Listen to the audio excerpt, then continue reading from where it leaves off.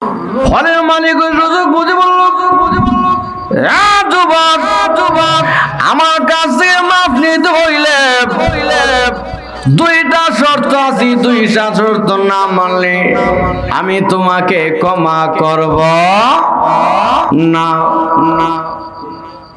এক নাম্বার শর্ত, যুবক রে, আমার বাড়িতে 12 বছর গোলামি করতে হবে। কত বছর? 12 বছর। দাকাল কিবার আহাদুমা আও কিলাহুমা ফালা তাকুল লাহুমা উফ ওয়ালা তানহারহুমা وقل لهما قولا كريما واخفض لهما جناح الذل من الرحمة وقل رب ارحمهما كما ربياني صغيرا ربكم أعلم بما في نفوسكم إن تكونوا صالحين فإنه كان للأوابين غفورا.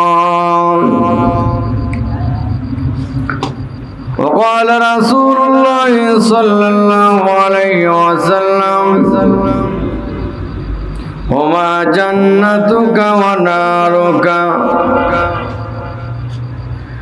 إن الله وملائكته يصلون على النبي يا أيها الذين آمنوا صلوا عليه وسلموا تسليما. সকলে আমরা মুহাব্বতের সঙ্গে আমরা দরুদ পড়ে সাল্লাল্লাহু আলা সাইয়্যিদিনা ওয়া মাওলানা মুহাম্মদ ওয়া আলা আলিহি ওয়া আসহাবিহি ওয়া সাল্লাম. সাল্লাল্লাহু আলা সাইয়্যিদিনা ওয়া মাওলানা মুহাম্মদ ওয়া আলা আলিহি ওয়া আসহাবিহি ওয়া সাল্লাম. বালাগাল উলা বিকামালিহি কাশাফাত দুজা বিজামালিহি হাসনাত জামিউ খিসালিহি সাল্লাল্লাহু আলাইহি ওয়া আলিহি. অধ্যকার উত্তর শহীদপুর মরহুম হাজী আবু তালেব হোসেনের বাড়ির যুবক বৃন্দের উদ্যোগে আজকের ইসলামী মহাসম্মেলনের শ্রদ্ধাভাজন সম্মানিত সভাপতি সাহেব উপস্থিত আছেন, বিভিন্ন দিক থেকে আগত ধর্মপ্রাণ মুসলমান ভাইয়েরা, পর্দায় অবস্থানরত মা বোনেরা, আমি মহান আল্লাহ পাকের দরবার শুকর আদায় করেছি, যিনি দয়া করে মায়া করে মহাব্বত করে আল্লাহ প্রতি বান্দাকে এই জান্নাতের বাগিচার মধ্যে কোরআন এবং হাদিসের আলোচনা শোনার জন্য আসার এবং বসার তৌফিক দান করেছেন। এই জন্য আমরা হৃদয়ের গভীর থেকে উচ্চ কণ্ঠে আওয়াজ দিয়ে বলি আলহামদুলিল্লাহ, মাশাআল্লাহ, মাশাআল্লাহ। ভাইরা আমার, আমি আপনাদের সামনে পবিত্র কোরআন থেকে সূরাতুল বনী ইসরাঈলের 23, 24, 25 নম্বর আয়াত, নবীজির অনেক হাদিস থেকে না হাদিস তেলাওয়াত করেছি। ওই কোরআন এবং হাদিসকে সামনে রেখে আল্লাহ পাক তৌফিক দান করলে একটি বিষয় নিয়ে আলোচনা করব। সেটা হচ্ছে সন্তান মা বাবার কাছে কি হক পাওনা, আর মা বাবা সন্তানের কাছে কি হক পাওনা। দুনিয়াতে সকলেই একজন আরেকজনের কাছে হক পাওনা আছে। তা আসুন আমি যে আয়াত তেলাওয়াত করলাম সেই আয়াত এবং হাদিসে দিয়ে যাই। আল্লাহ রাসূল হাদিসে বলছে, আলা কুল্লুকুম রাইন ওয়া কুল্লুকুম মাসউলুন আন রাইয়াতিহি, তোমরা প্রত্যেকে দায়িত্বশীল, আর সেই দায়িত্ব সম্পর্কে কিয়ামতের ময়দানে আল্লাহর সামনে জবাবদিহি করতে হবে। কি দায়িত্ব? ও মাতা পিতার দল, তুমি বিয়ে করার আগে তোমার কাছে সন্তান সর্বপ্রথম তোমার কাছে হক পাবে সন্তান। আল্লাহ রাসূল বলেছি, এক নাম্বার হক পাওনা সন্তান বাবার কাছে। এই মাতা পিতার দল, সর্বপ্রথম বাবার কাছে সন্তান যে হক পাবে, মাথা থেকে পা পর্যন্ত বাবার রক্তগুস্ত হইতে হবে পবিত্র। যেরকম অপবিত্র না পবিত্র? পবিত্র। এই রক্ত যদি হয় পবিত্র, এই রক্ত থেকে হবে বীর্য, বীর্য থেকে হবে সন্তান, তাহলে এই সন্তান হবে সুসন্তান। আর যদি হয় হারামি কায়া হারামি রক্ত জন্ম দিলে এই সন্তান হবে কুসন্তান। ঠিক না বে ঠিক? এই জন্য এটা বাবার কাছে সন্তান প্রথম নাম্বার হক পাওনা। আল্লাহ রাসূল হাদিসে বলছে, দোয়া কবুল হওয়ার এক নাম্বার শর্ত হলো হালাল খাবার। যেরকম কি খাবার? হালাল খাবার। আমি হালাল খাবার খাইয়া শরীরে হালাল রক্ত জন্ম দিব, হারামি খাইয়া হারামি রক্ত জন্ম দেওয়া যাবে না। এই জন্য আল্লাহর ওলি আব্দুল কাদের জিলানী রহমাতুল্লাহ হুজুরের নাম শুনছেন তো? হুজুর আব্বা ছিল আল্লাহর ওলি। হুজুর আব্বার নাম আবু সালেহ মুসা জঙ্গি রহমতুল্লাহ। আল্লাহর ওলি আবু সালেহ মুসা জঙ্গি রহমাতুল্লাহ আলাইহি, উনি বিয়ে করা গিয়েছিল আল্লাহর ওলি। কয়েকদিন উপবাস, নদীর কিনারে বসে আছে, পেটের ক্ষুধায় ছটফট করতেছি। আল্লাহর ওলি হঠাৎ করে দেখতে যে পানির স্রোতে একটা আপেল ফল চলে যাচ্ছে।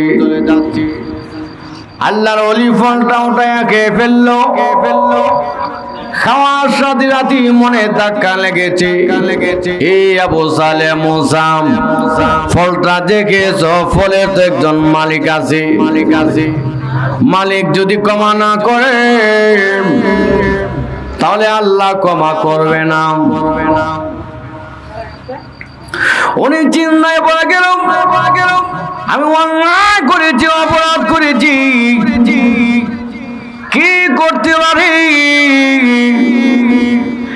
আল্লাহ ওলি চিন্তা করলো, এটা তো বান্দার হক,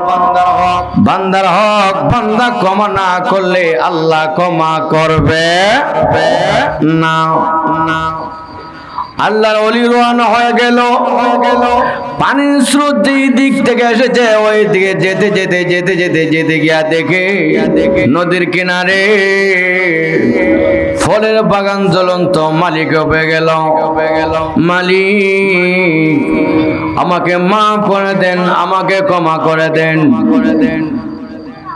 যুবক রে, কি অন্যায় করেছো? এই আমার মালিক, আপনার গাছের ফল অনেক দূরে গিয়েছিল পানির স্রোতের মাধ্যমে। আমি কয়েকদিন উপবাস, পেটের ক্ষুধায় ছটফট করতেছি। আমি নদীর কিনারায় ফলটা পেকে ফেললাম।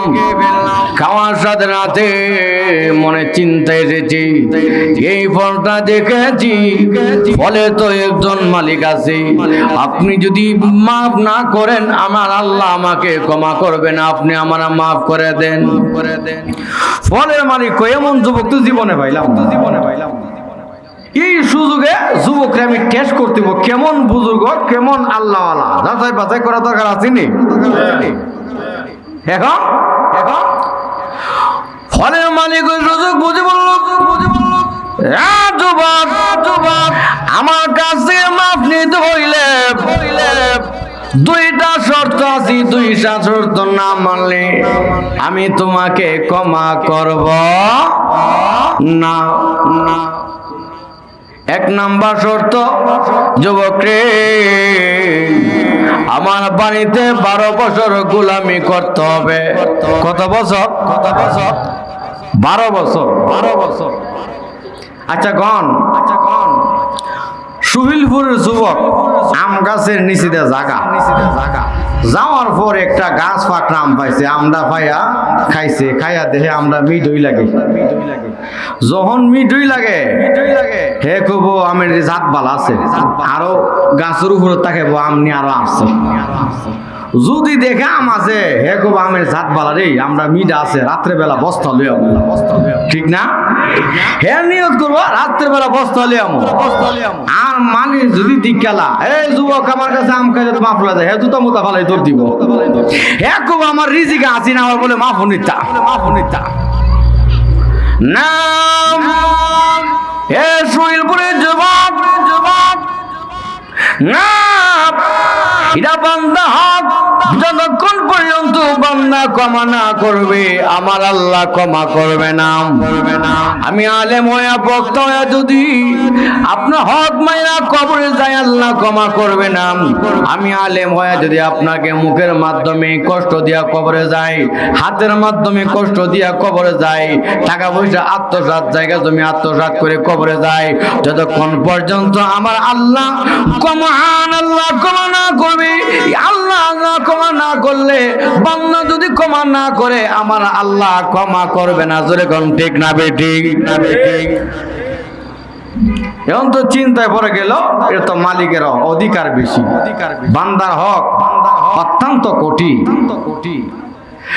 ঠিক আছে, হে মালিক, প্রথম নাম্বার শর্ত হইল আপনার বাড়ির মধ্যে আমি 12 বছর গোলামি করব।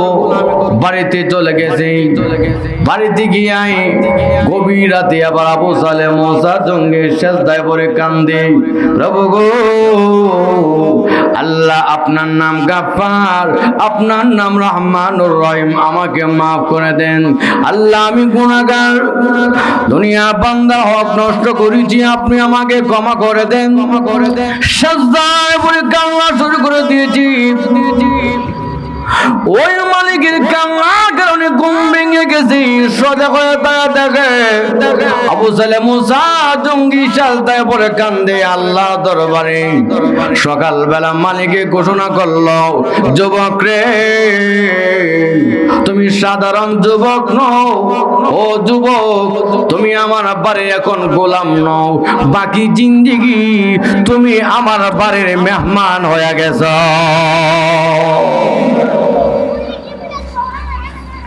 সম্মান কমছে না বাড়ছে? বাড়ছে। এবার উনি ওই বাড়ির মধ্যে বসবাস করতে 1 বছর 2 বছর নয়, 100 কত বাইতে হওয়ার পর এবার বললাম মালিক দুই নাম্বার শর্ত কি? দুই নাম্বার শর্ত, যুবক রে, আমার একটা মেয়ে আছে, মেয়েটা অন্ধ, মেয়েটা কালো, মেয়েটা বোবা, এই মেয়েরে বিয়া করতে হইব। বিপদে পড়ছি নি? আমরা সুরপুর যুবক কইল কানা বিড়ির বিয়া করতাম, নিজের চলে চলতে হবে না, এটাকে টিকাটা টানা হেঁচা করো, জুতা মোতা ফালাই দূর দে। আর যৌতুক তো নাই, যৌতুক তো নাই না। উনি চিন্তা করলো এটা যদি মেনে না নি তাহলে উনি আমাকে ক্ষমা করবে না। হ্যাঁ মালিক, ঠিক আছে, আমি আপনার শর্ত মেনে নিলাম। ইজাব কবুল হয়ে গেল। আন্দর মহলে বাসর রাতে গিয়া দেখি না রে না, এ যুবতী অন্ধ না, যুবতী পাগল না, যুবতী আতুল্লুলা নাম, যুবতী হায়রে দুনিয়ার কোনো ত্রুটি দেখা যাচ্ছে না। এ শ্বশুর, আপনি কি আমার সঙ্গে প্রতারণা করলেন? এবার জবাব দিল, ও যুবক, প্রতারণা নয়, শোনো, আমরা হইলাম নবীর বংশের লোক। আল্লাহু আকবার। আমার মেয়েটা পানি খাওয়ার পর থেকে এই চোখ দিয়ে বেগানা পুরুষের দিকে তাকাই নাই।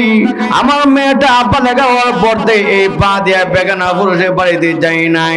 আমার মেয়েটা পানি খাওয়ার পর থেকে এই সৌন্দর্য কাউকে দেখাই নাই, এই জবান দিয়ে কারোর সঙ্গে কথাবার্তা বলে নাই, এই চোখ দিয়ে বেগানা পুরুষ দেখে নাই। এই জন্য বললাম আমার মেয়ের এই সুবহানাল্লাহ। তাহলে উনি যেমন আল্লাহর ওলি, ওনার স্ত্রীও আল্লাহর ওলি। সিঙ্গেল না ডাবল? জোরে কোন সিঙ্গেল না ডাবল? ডাবল। আমার বাবার ভাইয়েরা, এখন দেখা যায় আমি নামাজ পড়লাম, আমার বউ নামাজ পড়ে না, তাহলে এই দাম্পত্য জীবনের মধ্যে সুখ শান্তি আসবে? আসবে না। আমি একা একা নামাজি হলে চলবে না। আমি যেমন নামাজি, আমার স্ত্রী হবে নামাজি। আমি যেমন হালাল খাবার খাইবো, স্ত্রী হালাল খাবার খাবে। আমি যেমন কুরআনওয়ালা, স্ত্রীও কুরআনওয়ালা। আমি যেমন ফর্দাওয়ালা, স্ত্রী ফর্দাওয়ালা। আমি যেমন নেককার, স্ত্রী হবে নেককার। এই দাম্পত্য জীবনের মধ্যে সুখ শান্তি আসবে। যেরকম ঠিক না বেঠে? আমার বাবারা ভাইয়েরা, আরেকটা উদাহরণ দিলে সহজে বুঝবেন। আমরা বাজার থেকে মশারি কিনে এনে এখন দেখা যাচ্ছে মশার কামড় থেকে মুক্ত হয়ে আরামে শান্তিতে ঘুমাইতেন।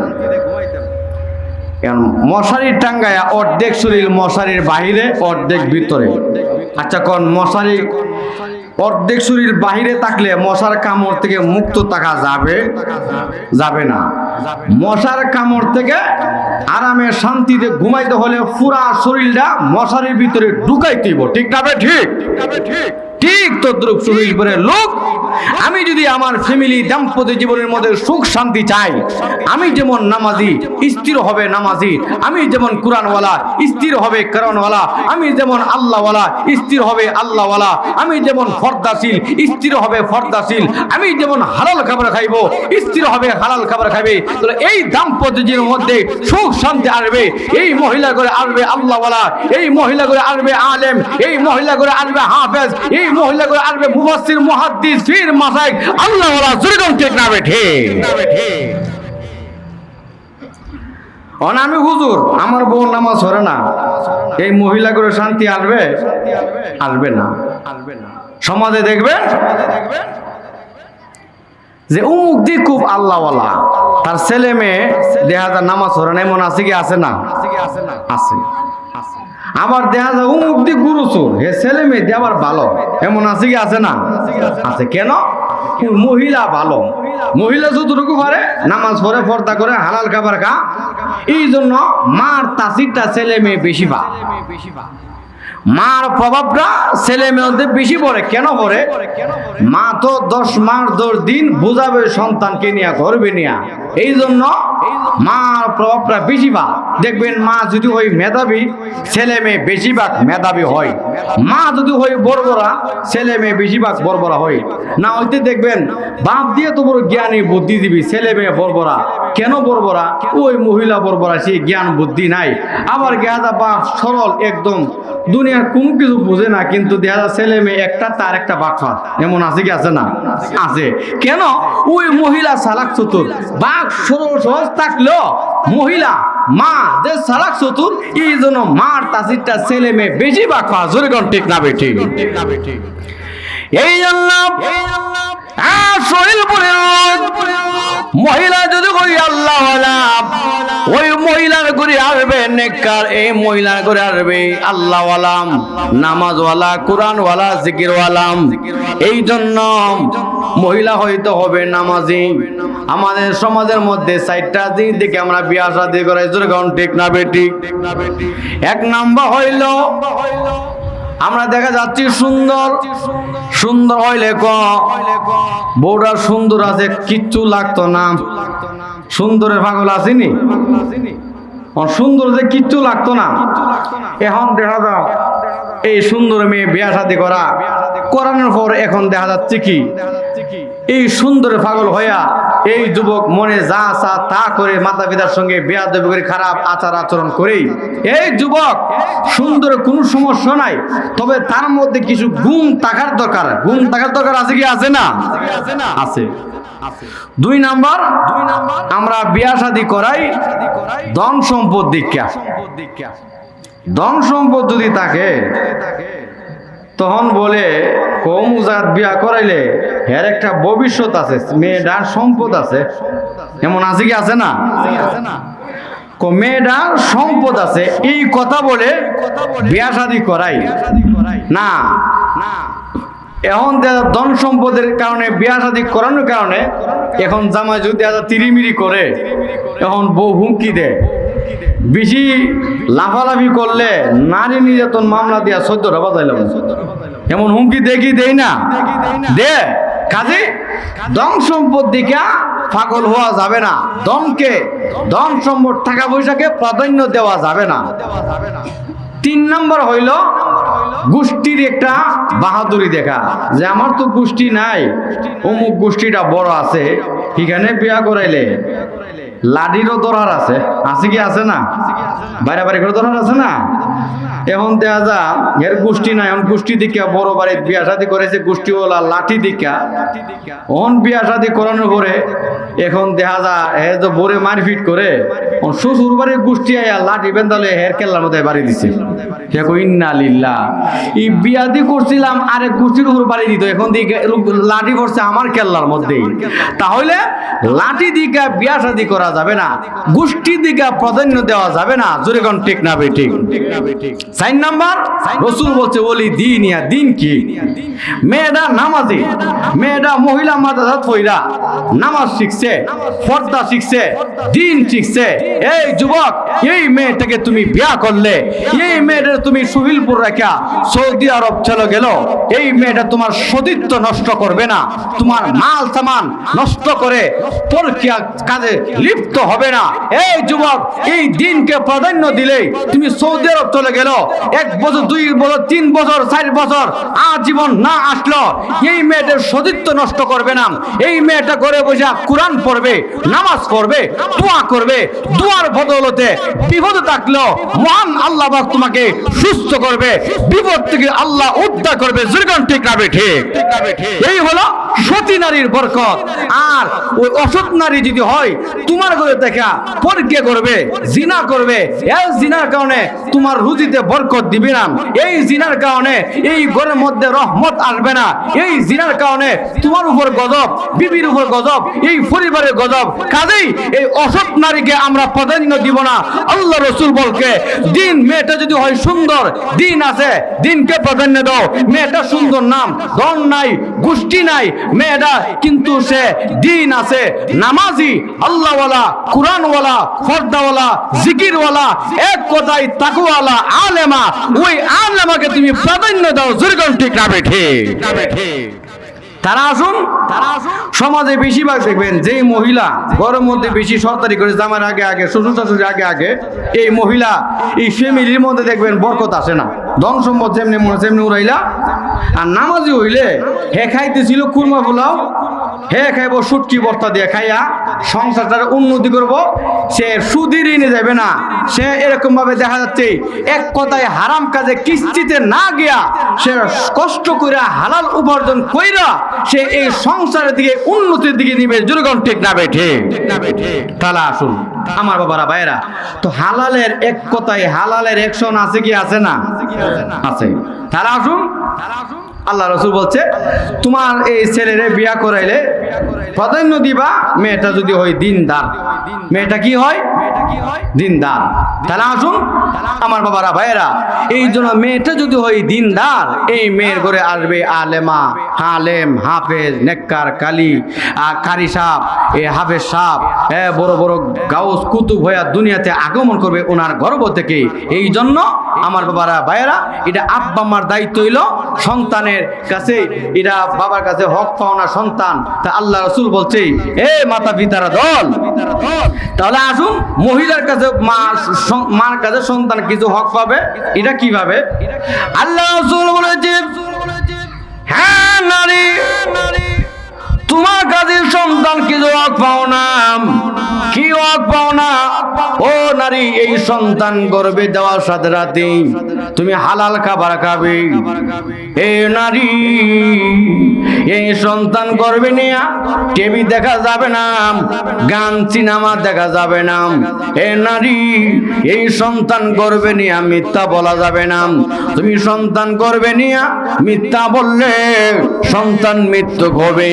এই সন্তান গর্ভে নিয়ে হারাম খাবার খাইলে সন্তান হবে হারামি। সন্তান গর্ভে নিয়ে টিভি দেখলে সন্তান হবে টিভি সিনেমাওয়ালা। সন্তান গর্ভে নিয়ে চুরি করলে সন্তান হবে চোর। মাগো, কিয়ামতের ময়দানে আমার আল্লাহ ডাক দিবে, এ আলেমের মা, হাফেজের মা, আল্লাহওয়ালার মা, কোরআনওয়ালার মা, দুনিয়াতে সন্তান অকাদে করেছ। আমি মহান আল্লাহ হাফেজের মাতা পিতাকে আমি আল্লাহ তাদেরকে নূরের তাজ পরাইয়া আমি আল্লাহ সম্মানে সম্মানিত করব। তাহলে আমরা মাতা পিতা হয়ে যদি সন্তানের হক আদায় করি, লস না লাভ? আরো জোরে কোনো লস না লাভ? একটু আওয়াজ দিয়ে নির্বাচন লাচা খেয়ে বলেছে বুড়া বড় ফল মারে। একবার মিছিল করতেছে, চেয়ারম্যান সাহেবের মার্কা কি হারকেন লাভ হইতে লইতে ভালো তার লুঙ্গি গেছে গা খুললা, লুঙ্গি জন খুললে গা ভিতরে বেটা কো হারকেন এই সিমটি নাই, সিমটি নাই। এই মেয়া নির্বাচন লালচা খেয়ে বলে বুড়া বড় ফল মারে। আর সুবহানাল্লাহ আলহামদুলিল্লাহ আল্লাহু আকবার, এই যে আওয়াজ আছে আমি ভাবছি কোথায় গেছেন গা বুঝি। আমার বাবারা ভাইরা, তারা আসুন এই জন্য মাতা পিতার কাছে সন্তান কি হক হবে? এ মাতা পিতার দল, এ নারী, এ মহিলা, তুমি সন্তান গর্বে নিয়া এই যে নেক আমল করো, তুমি যে করো, আল্লাহ ফেরেশতাদেরকে নিয়ে গর্ব করে, ও ফেরেশতারা আমার বান্দির কষ্ট হচ্ছে, এর আর বিনিময়ে তার আমল নামায় সওয়াব লিখতে থাকো, লিখতে থাকো। সুবহানাল্লাহ, সুবহানাল্লাহ। হে নারী, এই জন্য তোমার দায়িত্ব হইল সন্তান গর্ভে নিয়ে বেপরদা চলা যাবে না, হারাম খাওয়া যাবে না। মাগো, আপনি হবেন আলেমের মা, আল্লাহওয়ালার মা, আপনি হলেন নেককারদের মা। এই জন্য আপনার দায়িত্ব হইল আপনি হালাল খাবার খাবেন, আপনি কোরআন তেলাওয়াত করবেন। আপনি যদি দাঁড়ায় নামাজ না পড়তে পারেন বৈশা পড়েন। ও মা, এই জন্য গুনাহ কাজ থেকে মুক্ত থাকবেন। আল্লাহ রাসূল বলেছে, এ নারী, তোমার দায়িত্ব হচ্ছে এই সন্তান জন্ম হওয়ার সাথে সাথে তাফসীরের কিতাবের মধ্যে লিখেছে, বাচ্চা চিক দেওয়ার আগে এই বাচ্চার মুখের মধ্যে খাঁটি মধু লাগাই দিতে পারলে এই বাচ্চা হবে ফেরেশতাদের অনুগত নেককার। সুবহানাল্লাহ, সুবহানাল্লাহ। আল্লাহ রাসূল বলেছে, এই সন্তান দুনিয়াতে আসার সাথে সাথে এই সন্তানের ডান কানে আজান, বাম কানে একামত, ডান কানে আজান, বাম কানে একামত দেওয়া সুন্নত। আল্লাহ রাসূল বলেছে আজান একামত দেওয়া সুন্নত। আজান একামতের ওসিলা করে বাচ্চার নজরের দূর থেকে আল্লাহ হেফাজত করে। নাই তো বলবেন ডাক্তার সাহেব হুজুর বাচ্চা যে চিল্লাচিল্লি করে কেন? চিল্লাচিল্লি করে আমরা এই সন্তানের দায়িত্ব আদায় করি না। মাগো, কোনো আলেম যদি না থাকে তাহলে আপনারা নিজেই নিজে আজান দিয়া দেন। কোনো পুরুষ না থাকলেও যে কোনো মহিলারাও আজানটা কুলে নিয়ে ডান কানে দিবেন, আজান বাম কানে একামত। কিন্তু আমরা সমাজে দেখা যায় বাচ্চা গড়ে আমরা বাহিরে আজান দিই। না না, এইভাবে না, বাচ্চারে কুলে নিয়ে কাছে নিয়ে আওয়াজটা শব্দটা পৌঁছে দিবেন, ডান কানে আজান বাম কানে একামত দিয়া দিবেন। এই দায়িত্বটা আদায় করবেন আমার বাবারা, ভাইয়েরা, মা বোনেরা, এই দায়িত্বটা আদায় করে দেন। কিন্তু অনেক সময় দেখা যায় ছেলে হইলে আজান দে, মেয়ে হইলে আজান দেন, এমন আছে কি আছে না? না, আল্লাহ যে মহিলা প্রথম কন্যা জন্মগ্রহণ করেছে ওই মহিলা হলো স্বামীর জন্য ভাগ্যবতী। সুবহানাল্লাহ। হে সুইলপুরের লোক, সমাজে উল্টা আমরা মনে করি যে মহিলা করে প্রথম ছেলে বেটা, ওই বেটার ঘরে বেটা হইছে, আর মেয়ে হইলে চেহারা মলি। হে সুইলপুরের লোক, না, ছেলে হলে তোমার জন্য মঙ্গল না অমঙ্গল এই খবরটা জানে কে? আরো জোরে কর না, কে? আল্লাহ।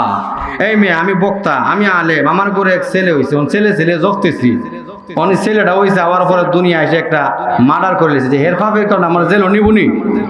আরো জোরে কোনো নিবনি, নিব।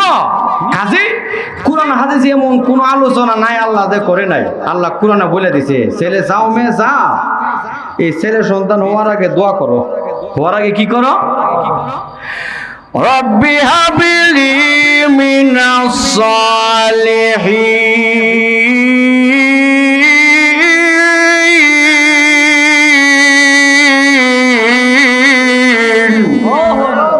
প্রভু আমাকে নেককার সন্তান দান করো। কোরআনে অনেকগুলো দোয়া আছে, এই দোয়াগুলো যদি না পড়েন বাংলা কই নেবেন, আল্লাহ আমার ছেলে দরকার নেককার দিয়েন, আল্লাহ নেককার সন্তান দিয়েন, অথবা মেয়ের দরকার, আল্লাহ মেয়ে দেন, নেককার দেন। ঠিক না বেঠিক? এই দোয়াটা কইরেন, আল্লাহর কাছে কোনো কিছু অভাব নাই।